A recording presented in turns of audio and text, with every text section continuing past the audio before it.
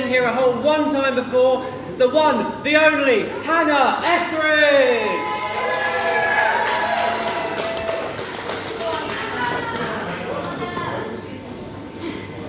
Hello everyone! So, I know I've got a very loud voice, undiagnosed ADHD for you. So, hello, my name is Hannah. No, I'm not Daphne, nor am I Lara Croft, nor am I Anna from Frozen, despite my ability to attract toxic men who blow in the back doors of my Lady Palace and leave me frozen and alone. But you see, since going ginger, I've made the executive decision to make it a personality trait. So, other personality traits that I like to adorn myself with are the fact that I'm gay, the fact that I'm a disappointment to my parents.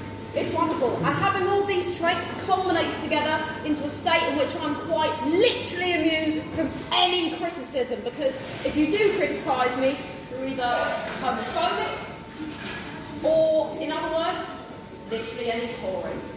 But you see, since moving to London, I actually had no idea that being from Kent was a personality trait. So I walk down the path with all of my London friends. They go, "Hey Hannah, go and smash in that window, you're from Kent," or "Hey Hannah, go and grab that handbag," or whatever. Well, with that logic, go and shag that sheep, Tom, because you're from Wales. Make it make sense. It ignited a deep rage within me, and one that has only been seen when a man says hello to me, or when I look in the mirror and could pass for straight. Absolutely horrendous. Another thing that ignites a really deep rage within me is children's books. Seems harmless enough, right? Yeah. Wrong! So, I say this with complete conviction because the book We're Going on a Bear Hunt almost ruined my life. So, first of all, who thought it was a good idea to send a white family with a dog to go and find a bear? Make it make sense. Also, the dog itself, how much do they not care about that dog? That bear is going to go towards that dog, Batista bomb the dog, make you watch, and then Batista bomb every single one of you afterwards. And also, as a gay woman, do we really need to be going out and looking for bears? Yeah, took you a while to get that one, didn't it? Awesome. Another thing that really grinds my gears is, unsurprisingly, men. I don't like the way they walk. I don't like the way they talk. Last guy I dated farted and tried to light it.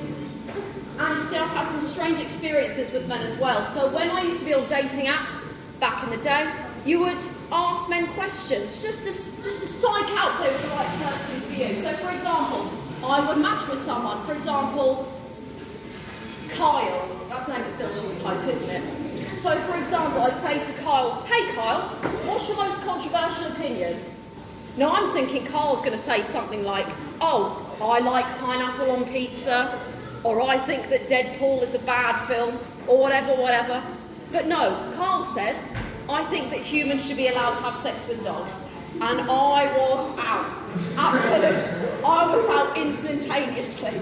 And sometimes I feel like a bad feminist for simping over men at times. Especially that one holding the red iPhone. Right there. Yeah, you hide. You can't hide from me. And every so often I have a week phase in which I write a poem about a man, and I've decided to read one for you today. And if you could all forget about the existence of this poem afterwards, that would be absolutely wonderful. So this is my poem. I've had several younger men who've cried about their problems, because there I was, an older girl who's clearly there to solve them, standing round me pouting, wanting me to do their cleaning, to cook them eggs every morning or help them with their preening. But I'm nobody's mother. I'm not looking for a son. I want to meet a man who wants to hold me close and run, away from the skate park, away from their PS4s. I want a man to take me places I've never been before. He'd take me to the Maldives, to magical new lands, up, down and everywhere with warmer, sunny sounds. And I really think I found him, a man I can adore. He gives me everything I want, and a world I can explore. He's a new, mature man who sends shivers down my back. His hair is long, his arms are strong, and his name is Sirius Black. I'm longing to be treasured and to brutally get railed, even more behind the bars of some magic jail. We'd waste no time, we'd be quite quick in covering all bases. I'd look and see the Dementors all covering their faces. I'd cling onto his wolfy back, the night all dark and foggy, giving whole new meanings to doing it in doggy. He'd hit me round the face so hard I'd probably need a nose job. It'd sting so good I'd make sure to give him a cuddle afterwards. I just wanted a loving man who thinks about more than just his groin. I'd hold him close, but if he's really good, I might let Luke enjoy. Thank you very much for listening to me.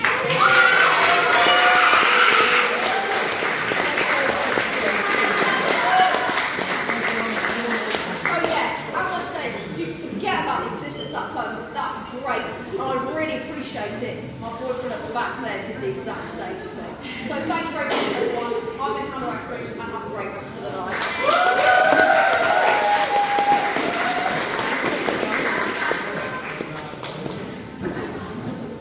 Wow, Hannah Etheridge, people. The only act on the night my girlfriend has told me she'd leave me for. Now, our next act is coming all the way from the back of the room. It is Daniel Freeman!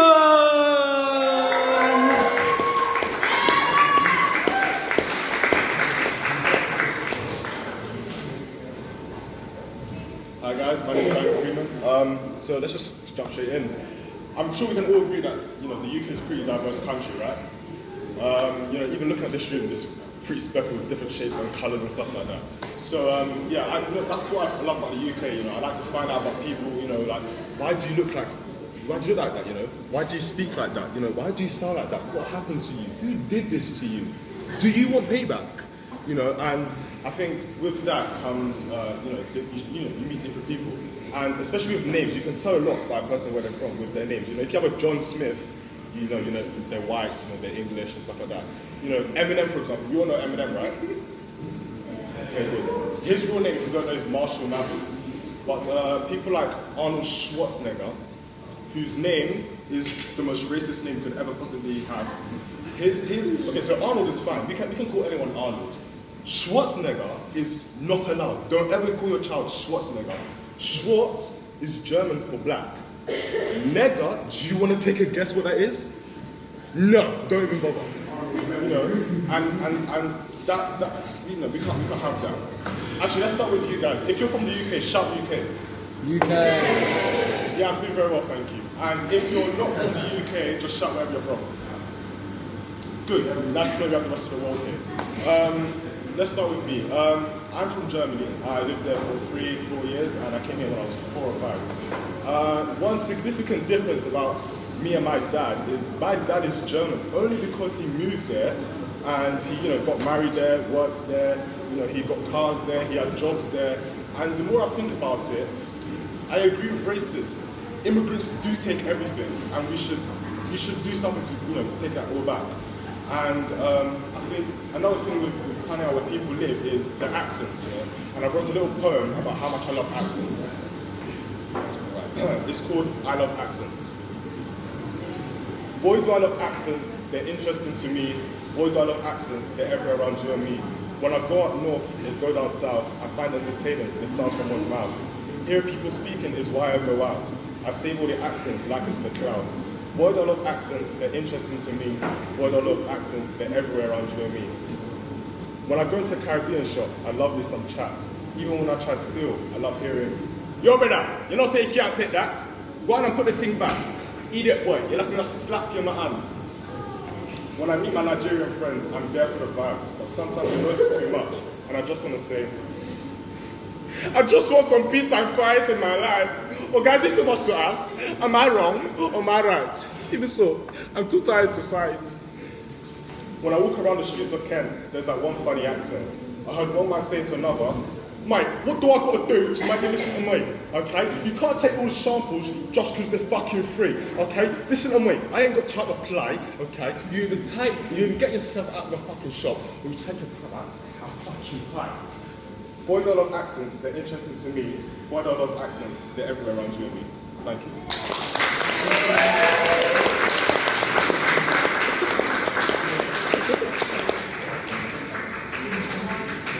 Alright, then I hope you had a good first act. We have one more act before we send you on your break.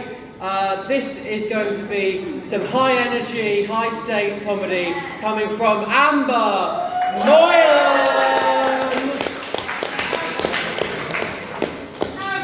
Hi everyone. So today I'm going to be telling you a fantastic story of when I was younger. I wasn't a particularly normal child, to say the least. No, I wasn't really allowed to look after anything, especially something that was alive. So after months and months of begging and harassing my parents to buy me a pet, they finally agreed to get me a hamster. So after hours of deliberating on a, truly original name, I came up with Honey the Hamster. I know, 10 out of 10 marks for creativity. So a little bit about Honey the Hamster. She eats, she shits, she crawls, she lives a normal, happy hamster life. Except no, she doesn't live a fucking happy, normal hamster life. No hamster lives a normal, fucking, happy hamster life. Every hamster I've ever met has lived some sort of life where something traumatising has happened, or they've come to some sort of traumatising demise, which is why I'm going to tell you today about my Honey the Hamster. Now, I'll be honest with you, in this story, I don't come across great. Some would say I'm the villain of the story, but I tend to disagree. But I hope that you enjoy my story. So I will set the scene for you. I'm 9. I'm a big lover of loom bands, club penguin and jeggings. And I have decided to take Honey the Hamster over to my friend's house. For privacy purposes, we will call her Jessica. Now, Jessica also had a hamster, and Jessica's hamster was called Nibbles. Slight bit of information here, you might want to remember that Nibbles and Honey look exactly the same. So, we go round and I have this ingenious idea that I'm going to race the two hamsters. And we're playing and everything's going absolutely fine until my friend says that she's going to go to the toilet and she tells me to put the hamsters away. I go, yeah, sure, whatever. Obviously, don't put the hamsters away. We're playing along, everything's going absolutely fine, and then I hear the toilet flush. Shit. So I quickly jump to my feet and go to grab the hamsters and chuck them in the cage. And that's when I look down and to my utter horror, Honey the hamster is flat as fuck on the floor because my giant hobbit feet have crushed her little soulless body into the ground. And I had squished the hamster. So, quickly and panicked, I chucked both hamsters back into the cage and pretend nothing had happened. So my friend, comes back in. Oh my God! What happened? I'm like, I don't know, natural causes. And over the weekend before, I had watched Lindsay Lohan's hit The Parent Trap. Obviously, we all know The Parent Trap, what happens, swap parents. So, with that on the brain, I decided to swap the hamsters. And she'll never know because, they look the exact same. And my plan worked. I took home healthy and happy Nibbles back to her forever home, where she died 2 months later anyway. So I think the moral of the story is, don't give 9-year-olds live animals because they will not last very long. Thank you.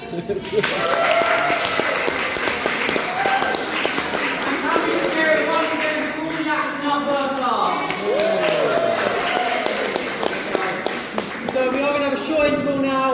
Drinks close at 9 p.m, so get them in while you can. I'll be back with you soon for the second half of our stand-up show. Thank you.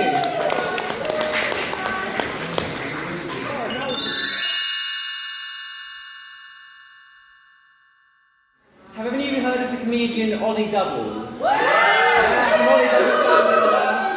So he has this thing where he will ask the audience member to give them a number between 100 and 1, and he'll ask them a question, like quite a funny question. So I thought I'd do something similar. This is 100 hilarious images. I've got 17, and about 6 of them are hilarious. So really we've not quite hit the target here, but we'll see what we can do. I'm just going to go through 1 to 17. Hopefully some of them will tickle you. Number 1, Kermit saying a racial slur. Number 2, it goes up a bit. Number 2, a snake with a lisp. Number 3, Dobby with a Kalashnikov. Master's giving Dobby a Glock. Skeet. Number 4, an elf making an elf on a shelf. Number 5, a dragon hoarding Bitcoin. Number 6, the sun from the Teletubbies growing old. Number 7, a horse on Ket. Number 8. Number 8, a twerk along to the opening scene of Up. 9, pubic ratatouille. 10, Paul Hollywood hiding an erection. 11, Graham Norton hiding an erection. 13, The Queen with Gauntlets. I wrote this a while ago. 14, Mary Berry hiding an erection. Number 14, Thanos trying hummus. And I've got in brackets perfectly balanced. I assume he's referring to the season, I think. Number 15, oh dear, no, I'm not saying that. No, it's really bad. Okay, but Daniel Lambert wrote this one. If Mr. Maker, one of the shapes was a swastika, no.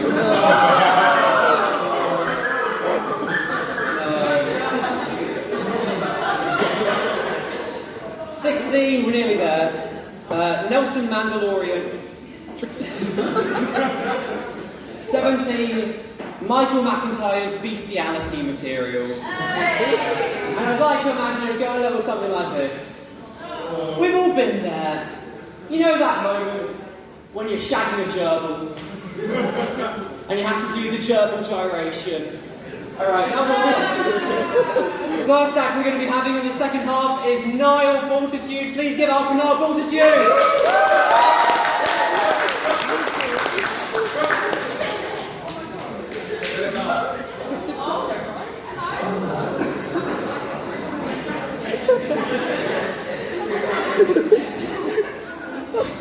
Thank you everyone, I've been Michael Myers. Good night! Whoa, it's very echoey in there. Alright, see, as you can see, I'm actually not Michael Myers, I'm actually Niall Bultitude. See, what a twist. Oh, sorry, this must be so confusing to those of you that know me. Like, see, it is me. Alright, I'm just trying to get into the spooky spirit, I had to take the mask off as like an anti, post-lockdown gesture. It's very symbolic, we're really getting into the spooky spirit. You know what it's like for Halloween? Yeah, same. Halloween is probably my favourite month. I really like my favourite season. I love Halloween. It's super exciting, getting into the spooky spirit. When I say spooky spirit, I feel like I need to clarify. I mean more of a metaphorical spirit. Like mood, atmosphere. I don't mean, ghosts, demons, or Dan Aykroyd's Crystal Head vodka available at most supermarkets when I say spirit. Halloween is a great season for everyone. We all love Halloween. I've realised I have no idea what Halloween is, and that's because, here's a fun story, I used to be a Christian. Yeah, I used to be a Christian, which means I never really got into Halloween when I was growing up, because it's not really the right thing that someone pure like me should have been interested in. We were more into, the regular Christ, not the Antichrist. But anyway, that's one of the sad things about being a Christian growing up. Because of that, I had no idea what Halloween was until like a year or so ago. I've been doing some research. I watched a film. I read some IMDb reviews. I bought a mask. So I think I finally know what Halloween is, right? So please tell me if I'm wrong. I just want to clarify. Halloween, if I'm right, is dressing up with a Captain Kirk mask and killing babysitters. Am I right? Yes. Alright, if I'm not right, please don't tell me, because this is my set, so if you disagree with me, I really don't care. Like, I'm maintaining comedy here, not you, so that's what I think Halloween is. But doing some research, I started trying some Halloween-themed jokes, but I ran into an obstacle along the way. Jokes are meant to have punchlines, right? I think. Like, please correct me if I'm wrong, jokes are meant to have punchlines. Yeah, I couldn't think of any punchlines, but I got conclusions. Yeah, they might do. So here's the first joke, right? A zombie walks into a house. It was a shared uni house, and everyone in there died. Second joke. A vampire walks into a church, and then she leaves because vampires are repelled by religious iconography.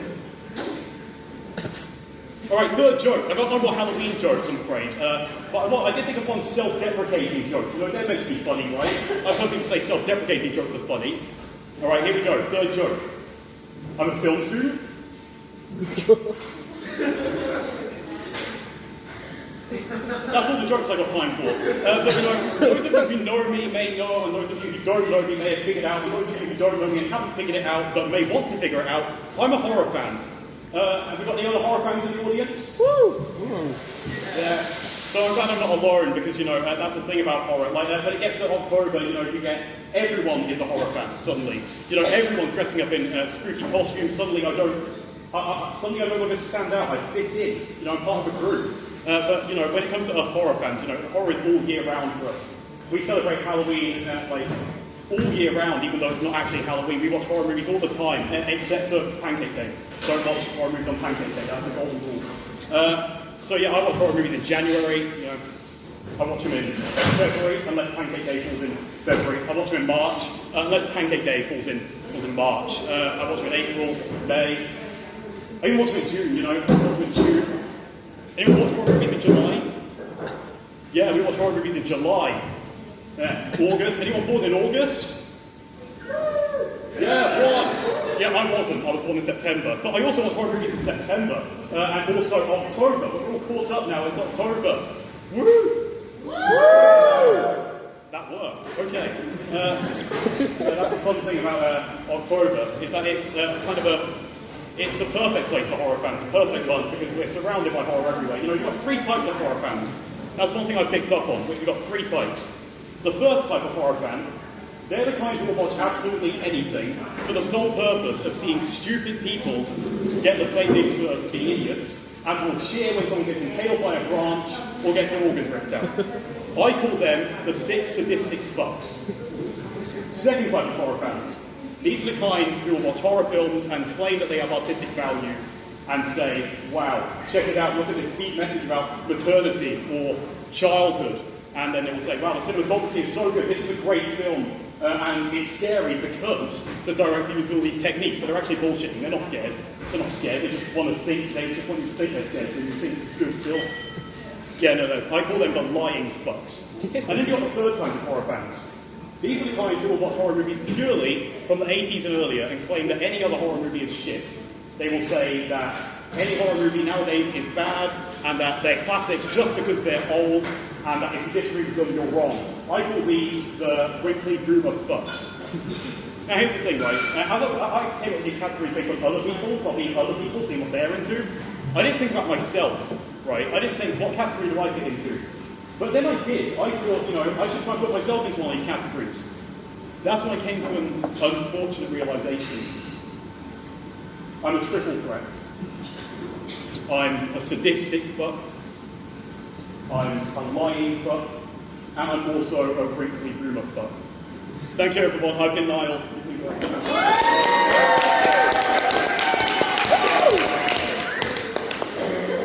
Alright, our next act is the president of the Stand-Up Comedy Society. Can we hear it for Ross Stapleton?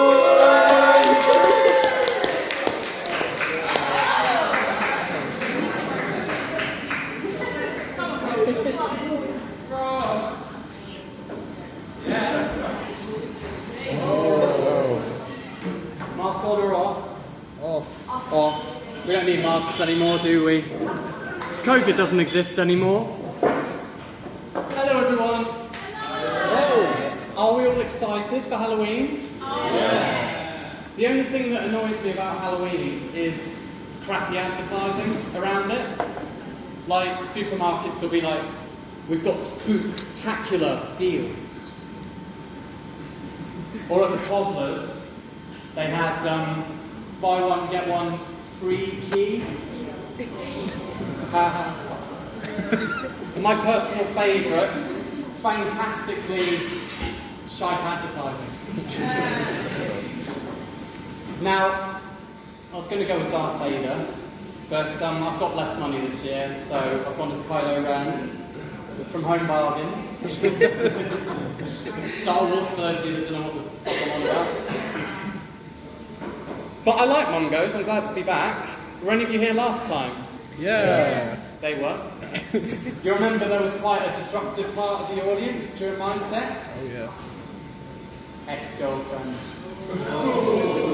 What one? The bad one. We all need a friend like Hannah.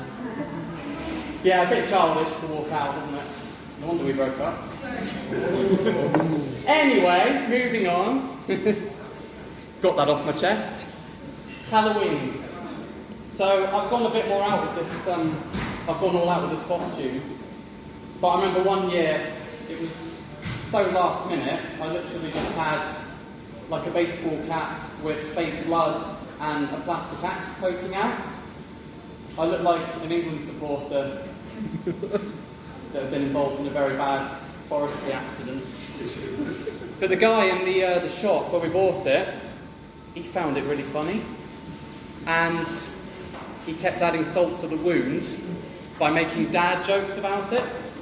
So he was there serving me and he was like, "Oh, I've got a splitting headache." You will in a minute. But no, at the time I was 12 years old and I was like, he's making jokes. I could make a career out of making jokes. I can make this a full-time job. But what didn't occur to me was that, one, he was working in a pound shop. Two, he wasn't fucking funny. But no, the costume was thrown together so, short notice, so quickly, because I was 12 years old, and one moment I was like, "Yeah, Mum, I don't need a costume, I'm a big man now, I'm 12 years old, I don't need a costume." And then the next moment I was like, "Mum, I don't have a costume, it's so unfair!" Apparently nothing's changed apart from my height. But do we all remember trick-or-treating as a kid? Yeah. It's a nice memory, isn't it? Going around the local neighbourhood and stuff. But I remember I wasn't allowed to have fruit or anything that wasn't wrapped because my mum was worried it might have been tampered with. I think she read about it somewhere. I think it was from the guide to overprotective mums' bollocks. I think. Yeah, I know. Thank you. But so whenever I did get fruit or anything that was unwrapped, it did sort of sink into my head, so I was quite worried about it. So you know what I used to do? I used to give it to my friends to try out. And I remember one year there was this little shite that I really didn't like, so I gave him an apple and I was like, please God, please put something wrong with it. But I wouldn't do that now, because I'm a very loyal friend now, I value friendship over everything. Got this trick-or-treating. Do you want to try that now? Cheers. Vice President. Eliminating all opposition. Go on now, try it. So, I've gotten very into poetry at the moment because of popular performance. So, I'm going to do a poem about, guess what? Halloween. Because let's face it, after Sunday, it's all about fucking Christmas. Yeah. Right, Halloween poem. Halloween, as seen over the years, by yours truly. I once dressed as a ghost. That was Mum's plan. But unfortunately, the costume went very wrong. I looked like a fucking idiot. Then I dressed as Darth Vader. That was easy. But I got no sweets, because no one could see me. It was too fucking dark. Dressed in black, dark, never mind quite. One year, I was a skeleton. That was a mess. Although there was a girl there, I was dressed to impress. Sadly, she wasn't into skeletons or men. It was bony that year. Then this year, I made an Amazon order, and now I'm dressed as the Supreme Leader of the First Order. Oh shit, I've said order twice. Oh fuck it, I've been Ross Stapleton. Good night, happy Halloween.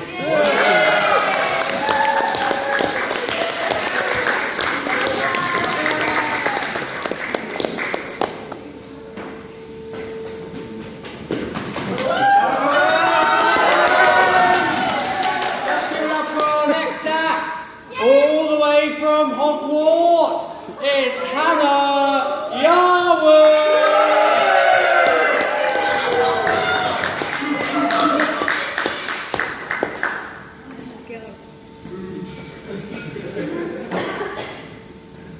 My boyfriend's Ginger, not a joke, just a fact.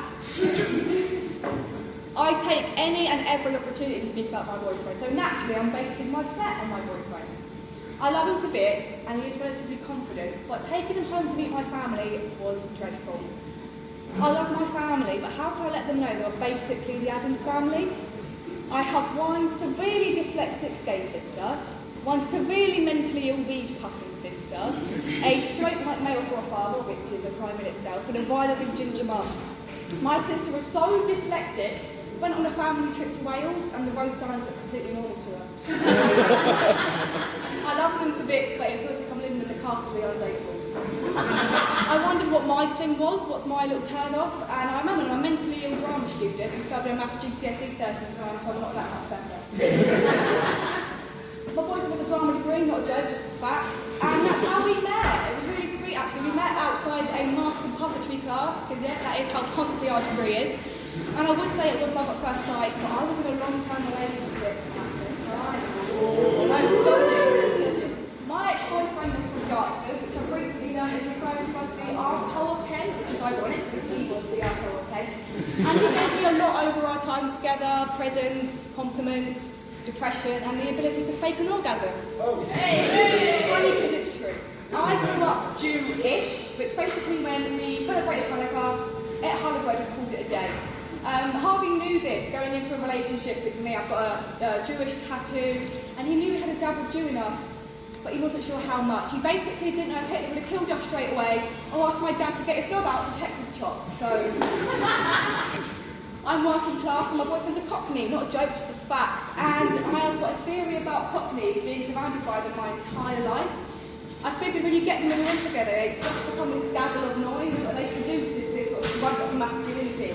So when you get my dad and boyfriend together, it's like a Chas and Dave tribute act. Any Chas and Dave fans in? Woo-hoo! Let me rephrase that for those of you who didn't cheer. Any working class people in? I knew I was working class when I was reading an article about a posh guy's hobbies, and I read rowing as rowing. My dad is the type of aggressive man that he can only write in capital letters. No matter what he writes, it looks aggressive. Good luck at uni, love mum and dad, in crayon. My boyfriend is socially noble, which means he's gone from working class to middle class. He's taught me all there is to know about being middle class, like drinking flat whites, which coincidentally was my nickname in secondary school, and having double-barreled posh twat names like Joshua David Jackson Beaumont. Get that one sick. Joshua David Jackson Beaumont. That is his brother-in-law, who, don't get me wrong, is a lovely guy. I just never thought I'd meet a double-barreled posh twat. We don't find them in Tottenham where I'm from. You find double-barreled shotguns instead. Joshua David Jackson Beaumont is actually a secondary school teacher, and he was nicknamed Joshua David Bum Mountain, which he very tentatively let me know. He's a secondary school teacher in a very rough school, and that's a full circle moment for us working class kids, because I know for a fact it's like a call to arms. No matter if you're remotely posh, we will rip you apart. It's kind of like you took our universal credit, we're taking your self-esteem. Thank you very much. I've been having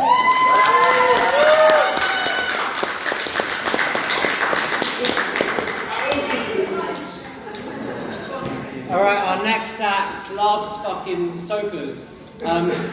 He loves sleeping on sofas. He's been described as a sofa surfer. In fact, he loves sofas so much, I live with him, and one time, we had guests over, he chose to give them his bed and sleep on the sofa. It's Joe Graydon, everyone.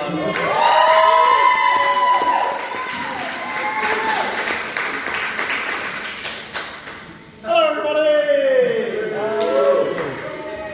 I am Joe Graydon, and I dislike confrontations. I hate them. And the reason I dislike confrontations is because I am a very below average person. First off, glasses, below average eyesight, and to make it much worse, I'm colourblind as well. Yeah. That's not a good thing. Joe's done good thing. Second thing is I have below average metabolism. which I'm sure you can tell because I look like a skeleton, and that's not just for Halloween. And finally, the most important thing that I'm below average is I am an inch below the average male height. And it's awful. I hate it. 9.5 inches. I'm just a little bit off. And because of that, I'm not very threatening when it comes to confrontations. And unfortunately for me, I recently had one. And I know what you're all thinking. What did I do? Did I make a rude remark? Ooh, how dare I? No. Did I cut a head in a queue? Naughty, naughty. No. Did I? Drum roll, please. Women's shampoo! Yes, I did! And you may be wondering, you may be thinking, hold on a minute, you're not a woman. And you'd be correct. And for anyone who wasn't thinking, I am a woman. For anyone who did think I'm a woman, I'm very disappointed. I'm very sorry to disappoint that I am, in fact, not a tomboy lesbian. I know, it happens a lot. But I like women's shampoo because I strongly dislike men's shampoo. First reason is I'm not a very manly man. And there's nothing wrong with that. There's nothing wrong with that at all. However, a lot of shampoo for men is advertised towards the more, so it's always got the man smell. You've got a smell of oil, you've got a smell of testosterone, smell of sexist remarks, typical man stuff. And my second big gripe with it is always 3 in 1, which means they shove 3 different products into the same bottle, and so it's shit. And I get it, us men are not the smartest of people, but we can tell the difference between 2 labels, okay? Some of our shampoo companies saw a multi-tool and thought, God, men love that, let's just do that with all our products. And so for that reason, I love women's shampoo. So there I was, in Boots, buying my L'Oreal Paris Extraordinary Oil Nourishing Shampoo with precious oils. And I'm in the queue waiting for the shelf checkout. And the man in front of me, he turns and he looks at me, he looks up in my eyes, and he looks down at my shampoo. When he looks back at me and he goes, is that lady's shampoo? Now if you're a normal person, you would go, yes it is, and get on with your day. However, for some reason I panicked and I said, no! It clearly was. And this caused more confusion as he saw that it clearly was women's shampoo. And now I panic even more and I said, I'm colourblind, which was true. It didn't help as I said it quite loudly. Now people are looking at me and now we've got ourselves into a predicament. And as I'm panicking, I'm thinking, you know what, it's none of his damn business, okay? Who cares if I'm buying women's shampoo? For all he knows, I'm buying it for my girlfriend.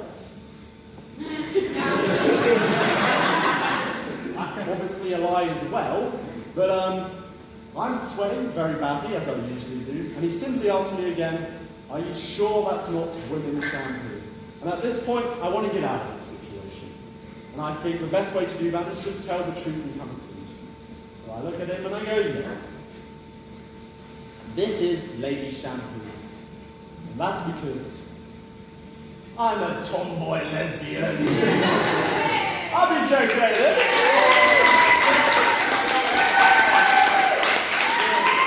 You should have a wonderful audience and enjoy the final acts.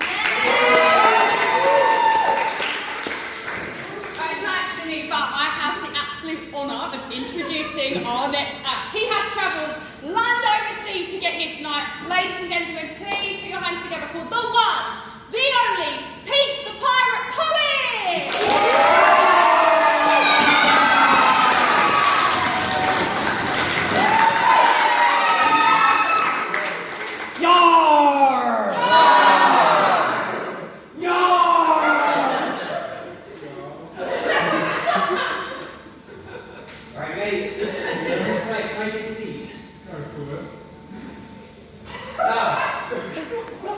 We've got some choices to make here, you see.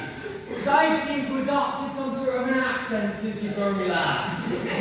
Now, we can continue the rest of the stand-up with this accent, or we can go back to my normal voice. Now, what do you think we should do? Alright then, my friend, can you whisper to me in my ear what your decision is.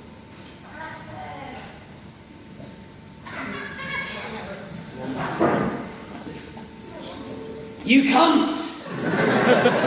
Alright.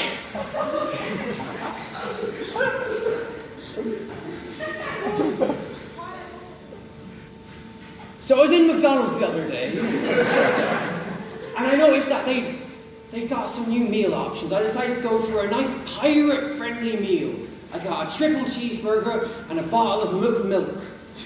I got it on my tray. I took it back to my Mook table. I sat down and I was ready to eat.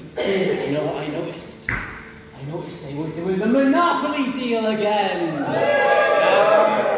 I love the McDonald's Monopoly deal, I do. It's like gambling, really, isn't it? Because you don't know whether it'll come out solid or liquid afterwards. But I love the McDonald's Monopoly, I do, because it gives me a chance to think that maybe I'll be that lucky bugger that wins £100,000. But really, I know that's not going to be me. What I'm really hoping for is more fucking McDonald's, isn't it? You know, sometimes you peel off that sticker and you just know that there are some items on the menu that you would never order, but you eat them just because you've gotten them for free from a sticker. Like, I'm not sure if anyone's ever actually ordered a Mook salad. Finally, something to stop my Mook heart attack. One of the other things, a favourite of Mum's that you get on the McDonald's Monopoly stickers is the apple pies.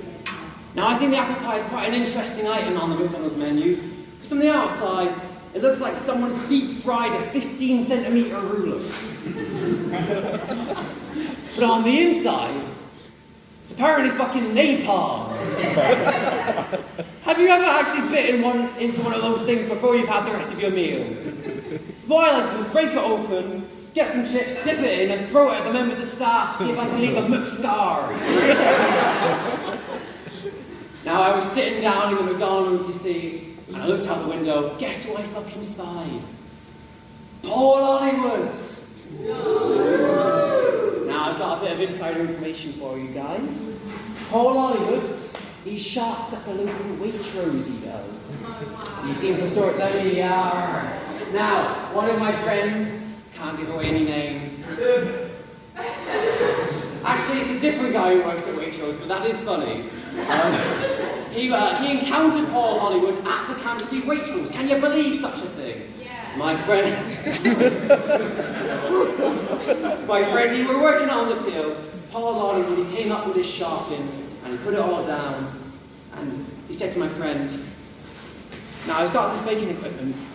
It's quite on brand for Paul Hollywood to be buying baking equipment. But he pointed at one of them and says, do you know who that is on it there? My friend turned to him and he said,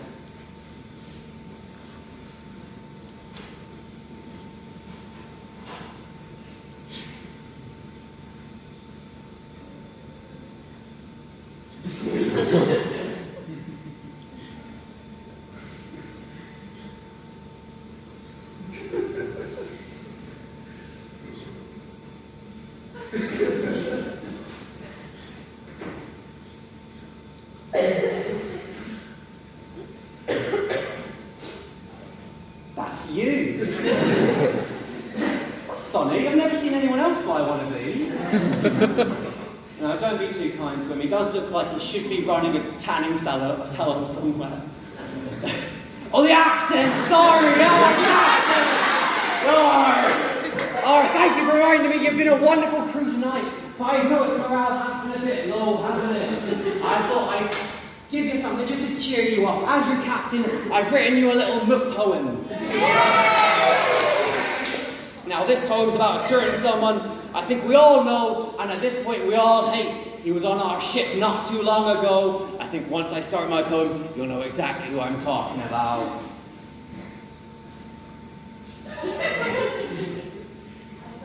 Jack Sparrow, you're a wanker. I want to tie you to my anchor. Your fishy breath is worse than the kraken. It seems like a toothbrush you're still lacking. But why such hate, I'm sure you wonder. You killed my mate and took my plunder. So I had to prove I'm not so dim. by writing this insulting poem. You're like drinking seawater, unsatisfying and sickly. You're also like this rash I've got, because I hope you're gone quickly. You think you're charming as a nymph, seducing who you please, but I think Barbossa's the real dilf. I'd ride his stormy seas. You even got a brain cell in ya, your head's as thick as rock star. But I got news for you, Grandpa, you're just a washed-up rock star. Jack, I may not be as rich as ye, I may not man the pearl, I may not have the charm of ye, I may not get the girl, but I've got something you'll never have, a crew that's like no other. And now I know something that you don't, they've all had to go on your mother!